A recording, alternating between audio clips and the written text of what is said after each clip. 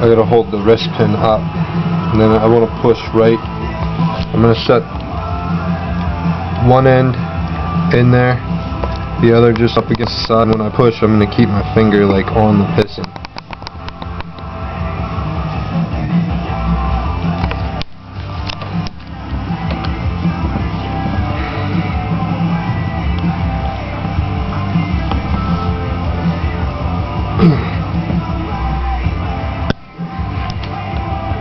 It's close, so I'm going to take my little screwdriver. Sometimes you need to just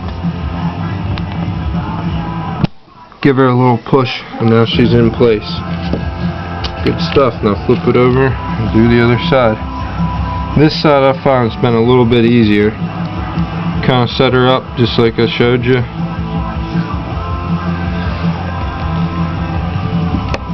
Give her a push. Bam. That's how you install C-clips in a wiseco with wiseco pistons onto any type of rod.